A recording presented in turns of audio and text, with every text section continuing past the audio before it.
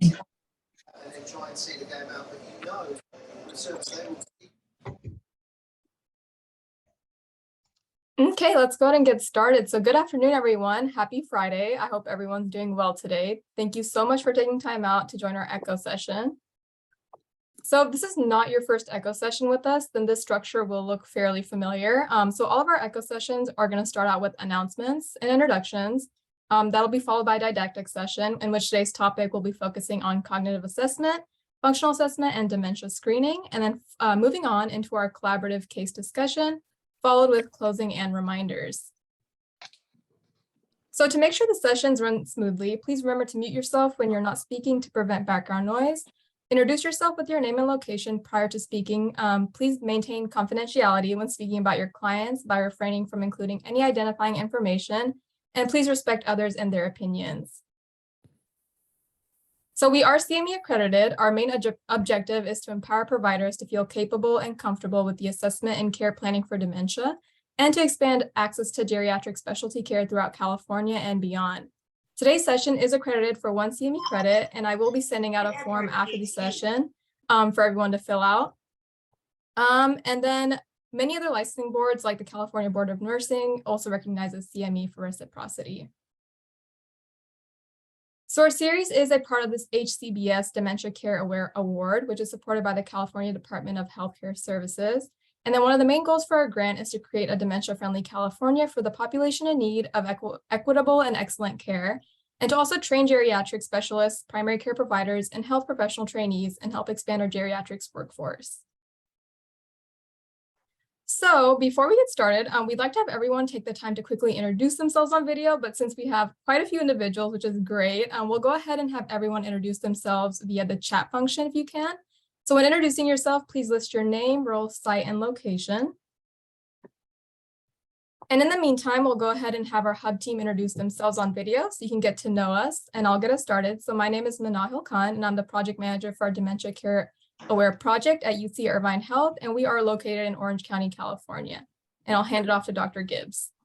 Hi, Lisa Gibbs here. Great to see everyone here today. Thank you for joining us. So I'm the chief of geriatrics at UC Irvine, and also the PI on Dementia Care Aware, working with UCSF, who is the core site. Thank you. Thank you, Dr. Gibbs. Dr. Sehgal? Welcome, everybody. I'm Sonia Sehgal. I'm a clinical professor in the Department of Medicine and the Division of Geriatric Medicine here at UC Irvine. Welcome, everybody. Thank you, Dr. Sehgal. And Dr. Lee? Hello, everyone. My name is Jung-Ah Lee. I'm associate professor in scrub nursing and working with geriatric medicine. And my great passion is for dementia family caregivers, education, and support. Thank you, Dr. Lee. Okay, so we will go ahead and get started with our presentation. Dr. Gibbs, the floor is yours. All right, thank you. Thank you for all joining us. So today we're going to be talking about functional assessment and how it relates to dementia and dementia screening. Okay, next slide, please. Oops, how did a baby get in here? Well, as a matter of fact, geriatricians are absolutely obsessed with function. And I put this baby in here to illustrate that, you know, we look at function instead of chronological age most of the time. For instance, when you do see a baby, you know, you pretty much know what functional abilities and developmental milestones you're working with for the most part. However, next slide, please. When we work with older adults, you know, we really don't. To us, you know, we in our senior health center see people over 65 day in and day out. And I think for all of us, I can say that we look at function. Sometimes we don't even know the age of our patients. So here, this picture illustrates the fact that you have two gentlemen. Let's say they might both be in their 80s. However, one is riding a bicycle through the streets and the other one is using a walker. So their quality of life, their abilities are really based on their function and not on their age. And that's what we as geriatricians focus on. And that's why this talk is so appropriate. Okay, next slide, please. Function tells us a lot about someone's ability to be independent. And our vision is to keep our patients and all older adults as independent as possible, in association with their wishes, of course. It tells us a lot about their well-being. Are they able to, again, live independently? Are they able to satisfy all the social determinants of health that we'll speak about? And it really tells us a lot about their quality of life. Next slide, please. Now, we treat disease, and medicine treats disease, and sometimes we as we go through our training, we focus on disease processes. But once we, I think, mature, we understand that treating disease is really a means to an end. And the end ultimately is our patient's function, our patient's wishes, our patient's what matters most in an age-friendly health system. Good afternoon, Mark. Hi, Juvie. How are you? I'm fine. How are you? So at any rate, so we understand that treating disease is, ultimately it's a means, and the end is really how our patient is doing. What do they want to be doing in life? How are they aging? How can we help them age appropriately? And this directly speaks to dementia as well. Next slide, please. So a couple of examples. I love art. So it's normal for me to put these in presentations. I believe many of you will recognize this as an early painting of Monet. And I illustrate this with the next slide, showing that this is a much later painting, really of the same scene by Monet. And in many cases, we can see that, either his vision of his art developed to the point where this was his vision, or it's also been rumored that potentially he suffered from eye disease. And so really, was this later vision of Impressionism affected by what he saw or what he couldn't see? Was it affected by purely his vision or absolutely concretely his vision? So we can see that disability or function plays a big role in even historical artists. Okay, next slide, please. This picture is from one of our medical students who participated in a geriatric activity. And she was really struck as she followed a patient through his primary care and through his specialists that, at one point he needed some hand surgery. And she was struck by the fact that the surgeon spoke with the patient about what they were going to do in very technical terms, what was wrong, which nerves were affected, which tendons were affected, etc. But at the end of the visit, he left feeling, like he hadn't had all of his questions answered. And ultimately, what he really wanted to know is, will I be able to play golf? Will I be able to play the piano? Like at the end of the day, what does this mean for me? And again, we will take this back to the detection and the care of persons with dementia. So what really matters, again, at the end of the day is, what does it mean for our patients? Okay, next slide, please. So remember that dementia is really a concept. Dementia itself is not a disease, but it is a concept for which we describe the impaired ability to remember, to think well, or to make decisions that we need to be able to make. When we can't make these decisions, it interferes with our ability on an everyday basis. And that's what we care about in terms of dementia. So ultimately, this dementia describes over 40 specific disease processes that culminate in dysfunction. And oftentimes we don't detect dementia early enough so that by the time we understand that there's a dementia process happening, dysfunction has already occurred. And sometimes it's the functional level that alerts us to the fact that something is really wrong cognitively. Next slide, please. And there are many instruments that we use to try to identify and describe and define what we're thinking about. Many of you have heard of the ADLs and IADLs, the activities of daily living, and instrumental activities, which we will go over. There are other instruments that focus on social determinants of health that also enlighten us as to function. And some of the instruments are really tailored towards specific conditions, whether it's the ability to think, or the way that we move, or maybe and there are other instruments for conditions like dysphagia or difficulty swallowing. So we're going to go through a few of the instruments today that really focus on detecting function as it relates to the presence of dementia. Next slide. Okay. Now, as many of you are aware, this program is part of Dementia Care Aware, which is a statewide initiative to really encourage primary care physicians and other clinicians to really detect, to screen patients early on for the presence of cognition problems. There is a website which I encourage you all to take a look at. And this table is taken directly from that website.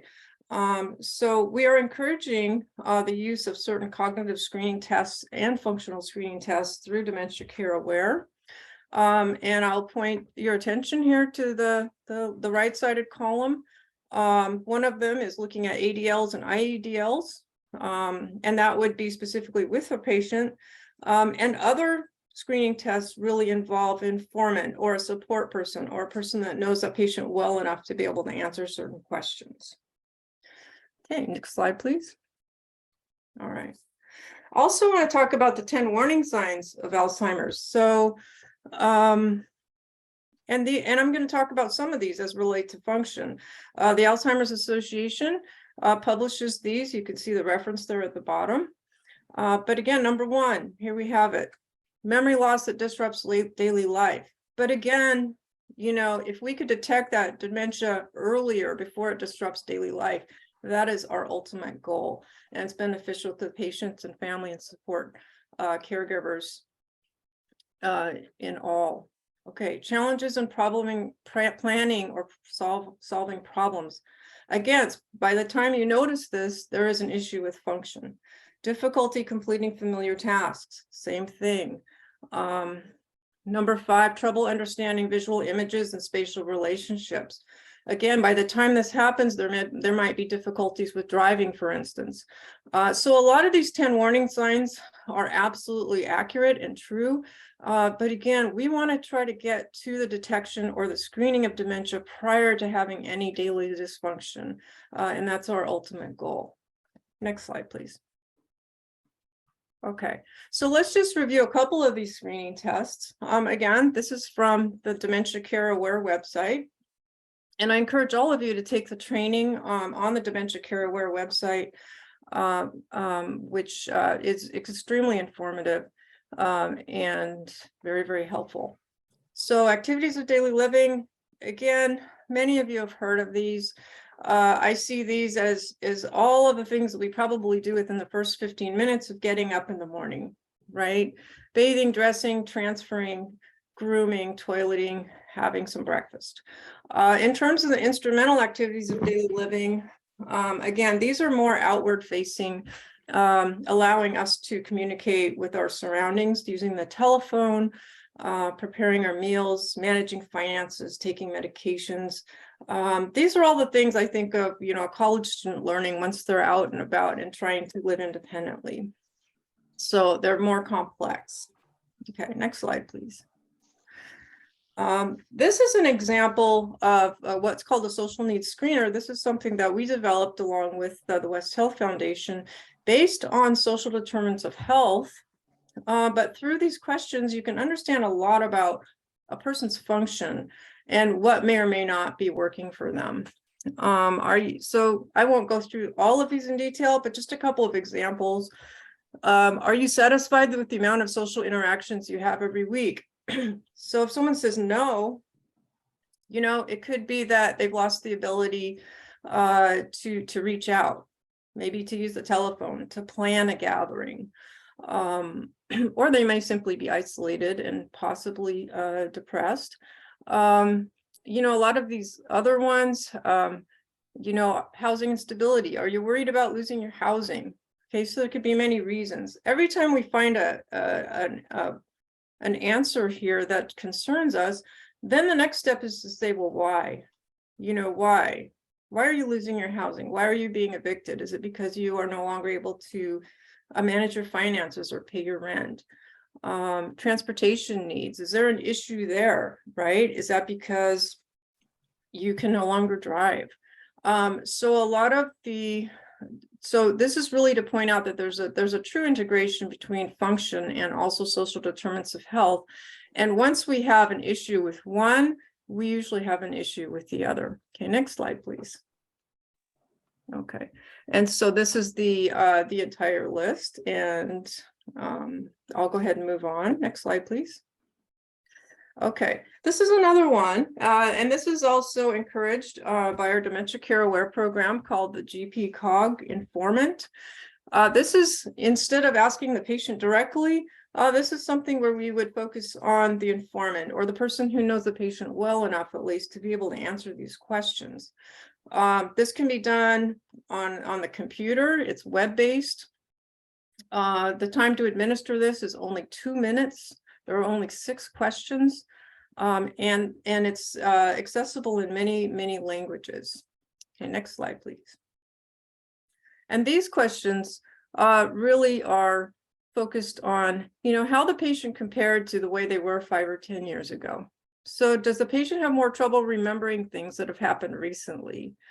Does he or she have more trouble recalling conversations a few days later?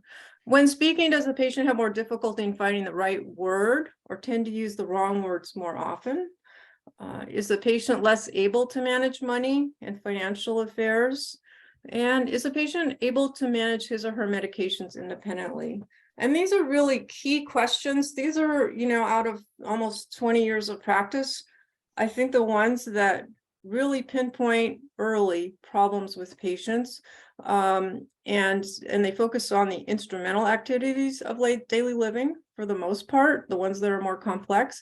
And so this is more likely to pick up an earlier problem with dementia. I mean, it can pick up later, obviously later progression, but it's sensitive to early problems. Next slide, please. There's also another one that we are encouraging through the Dementia Care Aware program. And again, all of this information is on the website. But this is called the Functional Activities Questionnaire. It is not the frequently asked questions that you say, but the Functional Activities Questionnaire. So again, this will focus on writing checks, paying bills, assembling tax records, shopping, more complex activities that require us to use instrumental activities of daily living. And again, this is going to be more sensitive for persons with early problems, which is really where we want to catch people as early as possible. So that's why these 2 measures are important. Okay, next slide, please. Now, in terms of cognitive testing, we also encourage cognitive testing and screening early with some of the tests that are mentioned on the website. I wanted to point out the mini cog because it's just an illustration that these screening questions also give us an idea of what may be going wrong. Okay, it's not just memory. We know that dementia is more than memory. Dementia is memory plus something else, and it's bad enough to cause problems with functional activities. But if we look at the domains that are tested, and again, the mini cog, for those of you who'd like a refresher, is that we ask patients to remember 3 words, and we ask them to draw a clock. Okay, 2 items. What can we really gain from asking people 2 items? Okay, well, actually, it's really impressive, but we can gain a lot. The domains tested are not only memory, but also visual spatial abilities, okay, and executive function, which covers planning, it covers multitasking, it covers the ability to sequence events. So it's actually a very high level cognitive ability. Okay, so next slide, please. So if we look at these clocks, this kind of illustrates what I'm speaking about. I mean, if you look at drawing a clock, putting in all the numbers in the right places, and then putting the hands at a specific time, and usually we say 10 after 11, although I think in this case, they think that 9:10 is the appropriate answer. It takes quite a bit of planning. It does take visual spatial abilities. it takes planning, and it also takes abstraction, because if I'm asking somebody to give me the time at 10 after 11, they have to really think about the fact that that's 10 minutes after 11 o'clock. And oftentimes what people will do is they'll make it very concretely. They won't be able to abstract, and they'll put one hand on the 10 and one hand on the 11. And then we know that there's an issue with abstraction. But if you see here, this is an example of a clock that's being drawn over the progression of cognitive impairment. You'll see the normal, which is a score of 10, moving into mild cognitive impairment, where there's some error in the placement of the hands. And then moving forward, you know, there's really an inability to even almost draw a circle, but even place the numbers correctly, much less understand how to put in the hands of the clock. And then finally we get to severe cognitive impairment at the end. So you can see not only progression, but you can understand that putting together a clock is really quite sophisticated and gives us a lot of information in a really, really short period of time. Okay, next slide, please. And again, we're back to art. This is a German artist. His name is Utermohlen.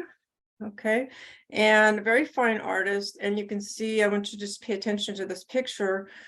We have a lot of fine details. We have shading, we have different colors, a lot of really fine, you know, fine details such as the expression on this person's face. Actually, this is a self-portrait, you know, down to the little hairs on the beard and even the mussed up hair in his head. So just a really fine portrait with a lot of detail. Now, unfortunately, Utermohlen was eventually diagnosed with dementia. Next slide, please. And as we see his progression and his ability to make art along, we see that in this picture now, which is still pretty good. I mean, really, in terms of most of our abilities to draw art, but the fineness of the detail is not here. Right, the shading of the really subtle colors are not here. Now we see really basic contrasting colors, a lot of lines, but very little fine detail as we move forward. And again, this was his next self-portrait. And next slide, please. And then as he moved into a more moderate severe dementia, he was not even really able to draw a figure appropriately. There are no colors here. This is black and white, and his ability to even do the three-dimensional, the visual spatial placement is really not here at all anymore. So again, this is just an example of the fact that his visual spatial abilities are very affected, as well as, again, everything we talked about in terms of executive function, planning, and so forth. So, you know, when we talk about function, it really is an eye into the world of the brain. And our goal, again, with Dementia Care Aware is to really detect and screen for dementia before we have functional decline, because there's a lot we can do if we detect it early. Next slide, please. And this slide really, again, this is from the Dementia Care Aware website. And this explains some of the benefits of early detection. And these have a lot to do with function. So number one, improving the quality of life. So people get to, you know, potentially remain independent in their living situation for longer periods if we can help them compensate, you know, eventually for some things that might be going wrong. We may be able to reduce unnecessary costs of care. If we can understand that somebody may be at risk for not taking their medications, and we can compensate and help them out with that, they may continue to take the medicines they need to control their heart failure or their diabetes, and maybe they don't need to end up in the hospital. Okay. Increasing the likelihood of benefiting from evidence-based prevention strategies. So certainly we're having more and more research come out that show that lifestyle changes are critically important to not only preventing, but treating dementia. And, you know, the physical activity, the diet, the social interaction. So if we know that somebody's starting to struggle or is at risk for starting to struggle, we can be a lot more targeted in our medical care and our other care in terms of getting this person the care that they need to hopefully prevent or at least slow a cognitive problem down. Okay, and next slide, please. All right, and I just want to end, again, function is a geriatric issue. This is what we do. This is how we see the world. And geriatrics for us is exciting. And geriatrics never gets old. Okay, next slide, please. That's good. All right, I think that's it. Manahel, can you move forward? All right, so any questions I think might have been coming in? I can now check the chat, but we invite any and all questions. Okay. Thank you, Dr. Gibbs. So yes, if anyone does have any questions, please feel free to unmute yourself or put it in the chat. There's one question: can family caregivers use all of these screening tools at home? Yes, I think that could be a nice tool for family to maybe objectively take a look at what, if you have concerns about a loved one's abilities. I think having a family member take a look and ask yourself some of these questions could be really helpful.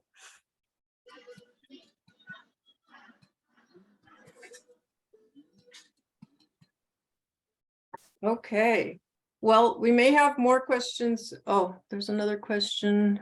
For new therapy to be tested, we need to screen much earlier than clinical screening, such as cerebral spinal fluid and imaging. So, this is where medical treatment is going.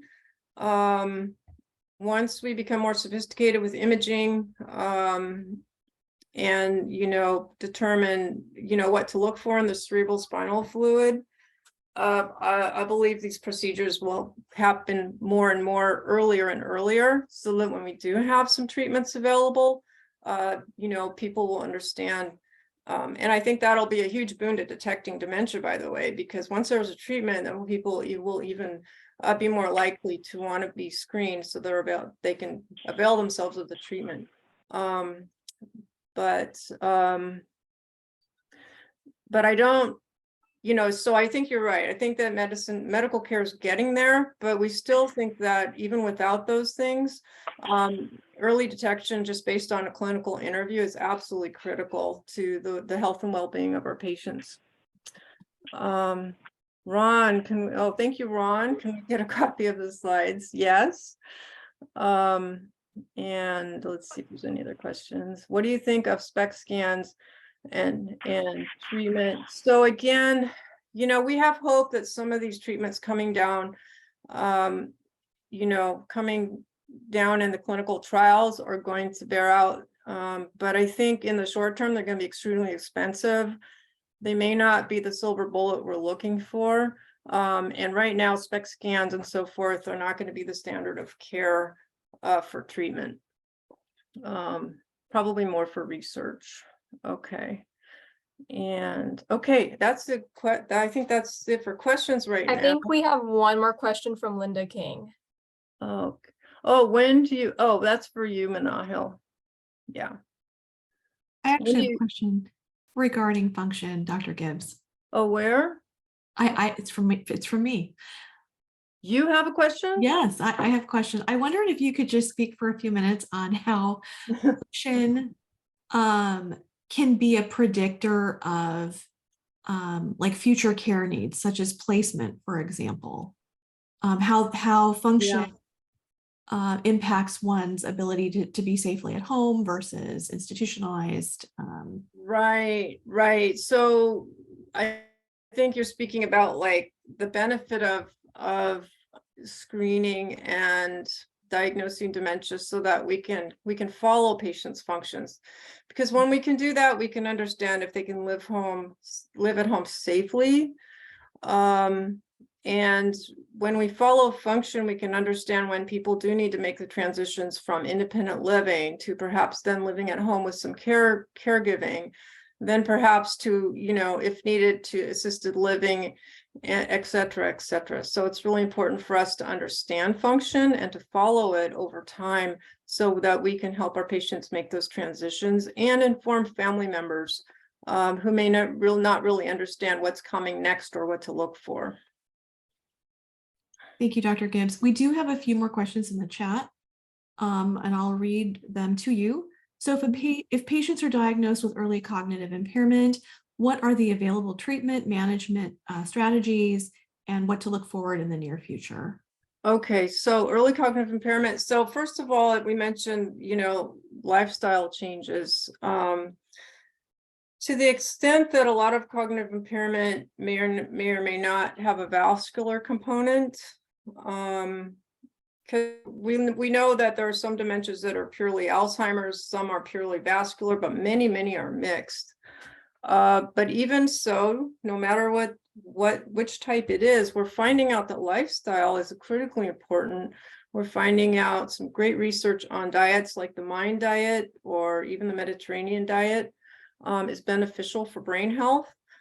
Certainly there's some research coming out, I think from Japan now, talking about the fact that if somebody can get so many steps, like 10,000 steps a day, they're less likely to either develop dementia or have their dementia develop as much as someone who doesn't have any activity per day. So activity and diet are extremely beneficial for brain health, as well as just keeping your mind active and remaining social.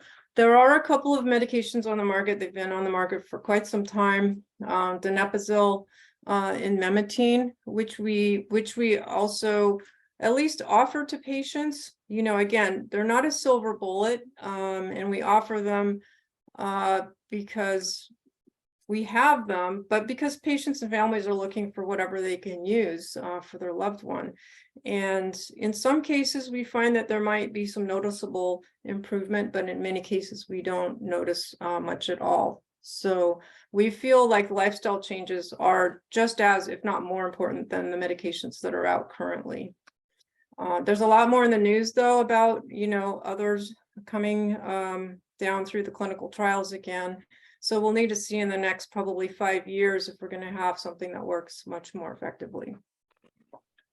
Thank you. Next question is, how do you perceive if social determinants of health are positive?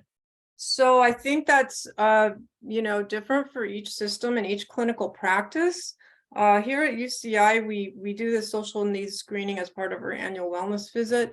And if we have a positive response, we have the ability to then refer our patients to a social worker or to a health coach, or we actually have built in the ability to refer them directly to our Alzheimer's, our local Alzheimer's OC. So I think every system can figure out what works best for them given the resources that they have. But certainly, once we find a significant problem with the social determinants of health, we know that eventually it will impact the healthcare. So it's really, really important to address that. Thank you. One additional question from the chat. What do you think of community-based adult services? We love them. I don't know which one you may be speaking of, but at least here in Orange County, and they offer, amazingly valuable social interaction, cognitive stimulation. We feel they're absolutely essential for the health of people that are struggling from cognitive issues. Okay. Next question. What are your suggestions for family members that are in denial of a spouse's decline and ability to recover? Yeah, that can be really difficult. And sometimes it's not, the spouse, but it's the patient themselves. So, I guess, we would have an honest conversation, probably I like to focus on what someone was able to do before and what they're able to do now, and then ask, well, why are they not able to do it as they did before? I would focus on any safety issues, maybe caregiver stress that the spouse didn't realize they were under. But that's the whole beauty of a continuity relationship with our patients, is once we can start have those conversations, because then they start to trust their healthcare provider. And over time, then eventually you can get to that point in a non-threatening manner. So I hope I answered that question. Thank you, Dr. Gibbs. Next question. Is assessment and monitoring of cognition and function part of primary care visits for older adults? Wow, that's a great question. I feel like that was planted here. Absolutely. Absolutely. And especially in our practice here, where we see people over 65, this is something that's always on our minds. Again, we have a focus on annual wellness visits, which has a very, very brief cognitive screen, as well as our social needs functional screener. And we feel like it's absolutely essential. When it is part of primary care, we're more likely, again, to do the screening, to have the early detection, and we're more able to improve the health of our patients. So yes, thank you for that question. All right, next question is from Arden Kwan, who states, we have been focusing on diagnosing distinct diseases such as AD, DLB, and FTLD, etc. But with high prevalence of mixed syndromes, we may need to focus on function or pathologic pathways instead. Yes, absolutely true. Yes. I mean, I think it's helpful to understand as much as we can to get a accurate diagnosis on the type of dementia. But at the end of the day, as I was saying before, all roads end into function, the functional category. What care does somebody need? What can they do for themselves? What brings them joy? How does this affect their quality of life? So yes, absolutely. Good observation. Okay. And then next, a follow-up from Arden Kwan. Would two new antibodies for amyloid in the brain approved by the FDA?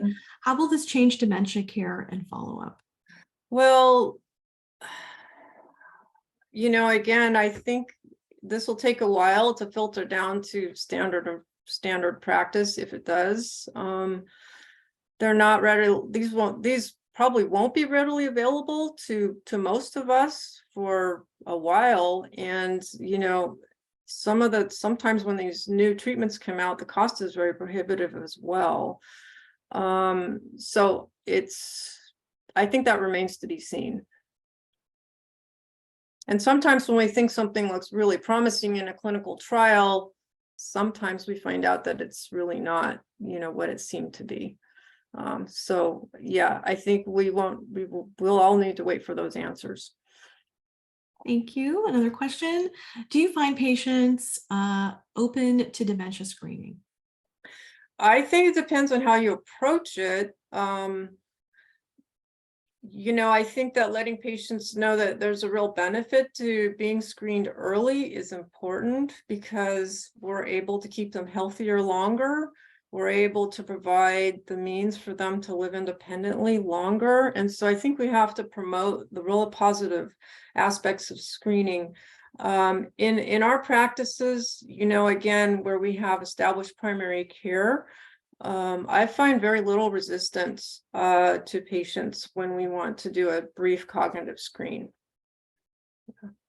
I think that sometimes you'll find resistance when people are afraid of potentially like losing their license. I mean, that can be an issue, but I think that there will be less resistance if we can again screen very, very early before people ever get to that point.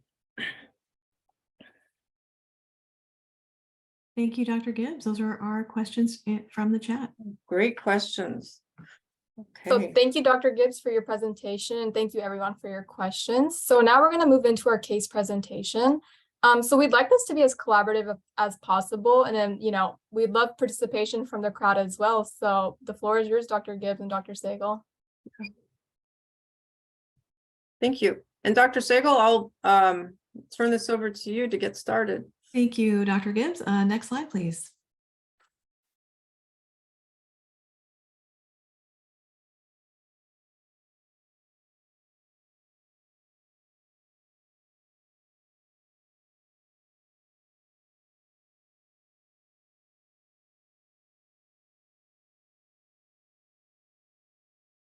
Do you have the slides, Manal Hill? Okay, thank you. Yeah. Sorry, my computer's glitching. Give me 1 second.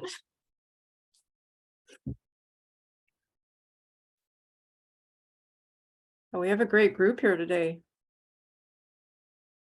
Yes, thank you. Those were wonderful questions. While we're just getting our technical issues sorted out, anyone have any questions that they would like to pose or any other thoughts regarding function and cognitive impairment? If you think of any, please don't hesitate to add them to the chat. I'll quickly present a patient from our own clinic at the Senior Health Center. So just some background. So we had a 76-year-old female that came in with her son and daughter. She had a past medical history of right knee osteoarthritis and hypertension. And she presented with a 2-year history of slow and progressive short-term memory loss. When she initially presented to our clinic, she was forgetting to take medications consistently, although her family reported that she was 90% accurate. So there's a 10% error rate there.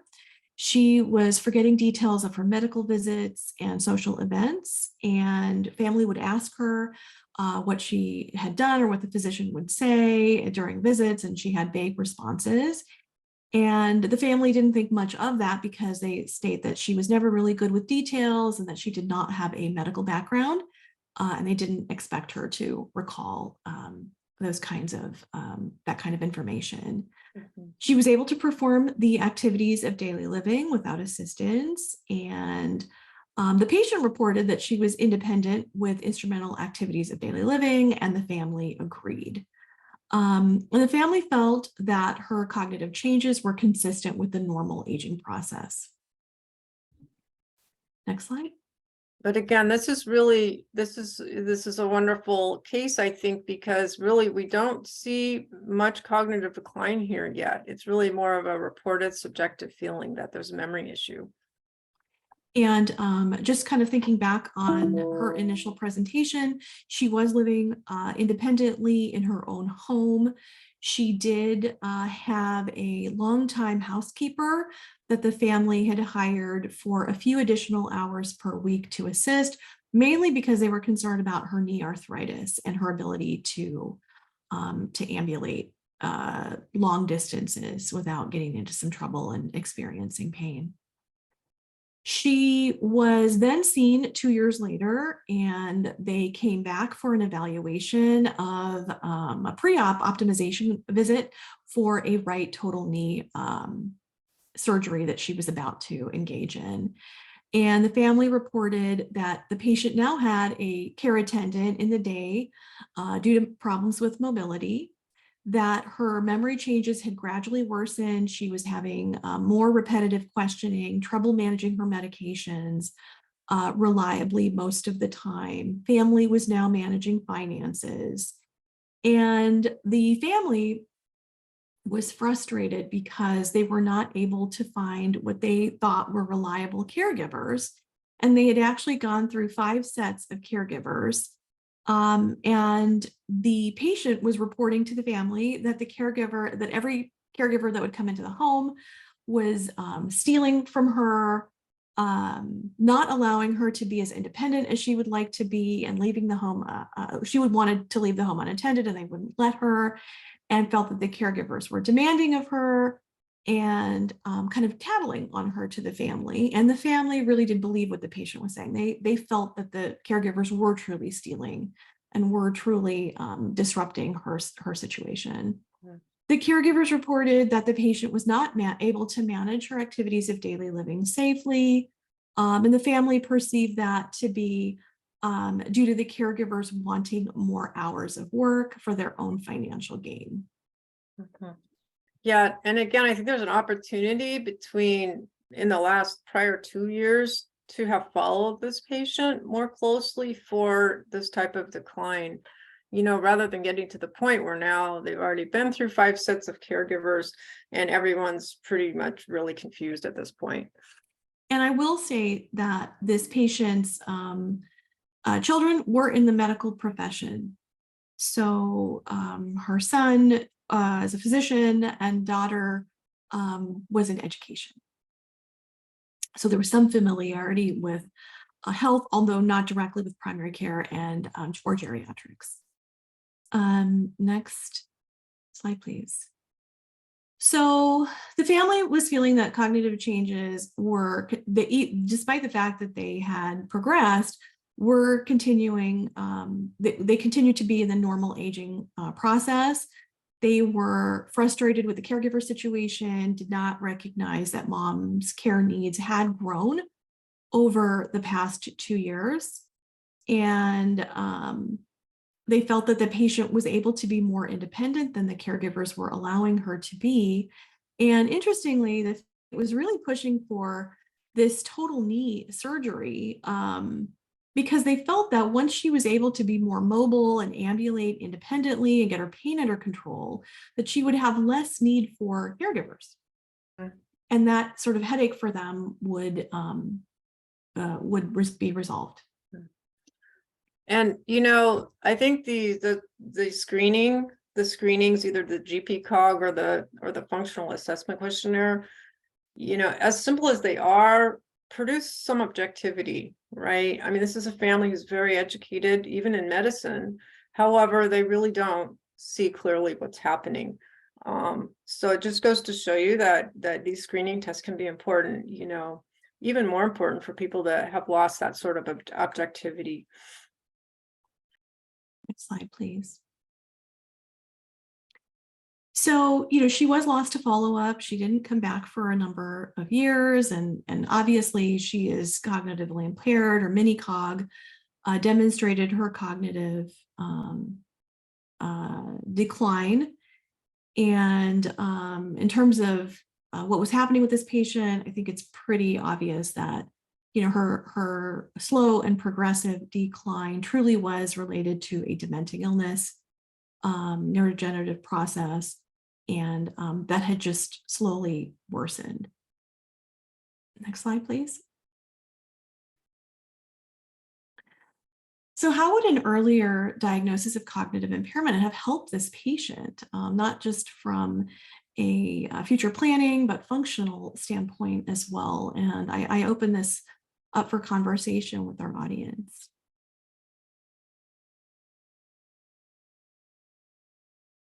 You're muted, Dr. Gibbs. While you're all thinking about that, there was a comment here from Barbara McClendon at Alzheimer's LA that the case really speaks to the need for quality dementia care training for paid caregivers. Absolutely.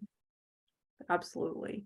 And they know more about this patient than really the family does at this point.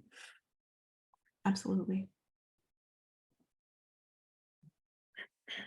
Any thoughts about how we could have made a difference in this woman's life had an earlier diagnosis been made?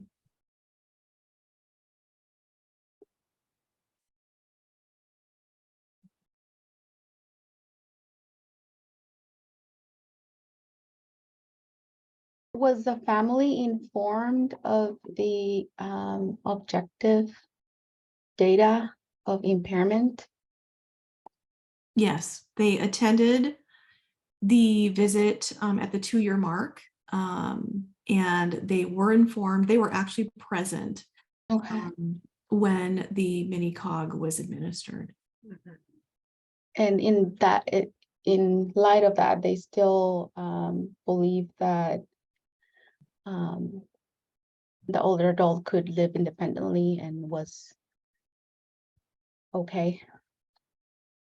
Interestingly, they did. I think they, and sometimes we see this with patients who have advanced cognitive loss. She was very convincing in how she spoke. She pulled at their heartstrings, and they weren't with her on a day-to-day basis. So she lived in one part of Southern California. Her son lived about 90 miles away and her daughter was about 40 miles away. So they weren't seeing her every day, and they were really relying on these caregivers who, for some reason, they didn't wholeheartedly trust. And it was a process for them to be able to understand that this is clearly not normal and not safe. Right. And this is part of the whole Dementia Care Aware program is to break down these barriers of not wanting to see, because if we can really show people that it's better to know, it's better to not be in denial, and it's better we'll be able to help people and help families a lot more the sooner we really understand and accept what's going on. But that's part of the work here, right, is to sort of break down those barriers of denial. Yeah, and I think for these, and it wasn't that the children were not attentive or they were not disinterested. They loved their mother. They wanted the best for her. But I do think at some level, when you open that can of worms, so to speak, about, is your loved one, are they demented or do they have this process, it then opens up a whole other set of responsibility that they need to take on. And they needed to be in the correct space to accept that. Right. And it's also important for the medical system to be working closely with the community network to be able to say, here, this is how we can help. This is how you can help your mom. So there's some nice answers coming in here. Human Tabarsi says earlier detection would help with planning ahead and reaching out for proper support system. And again, Cheryl Brunk, similar opportunity to know the resources in the community to provide education for families and caregivers. And Linda King says the first step would be to develop a relationship so the patient and family would be willing to accept help. Yes, absolutely.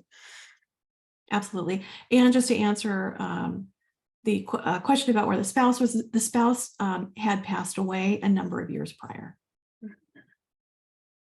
I just have a comment. I'm Valerie George. I'm a PA. I work with the Senior Health Center here.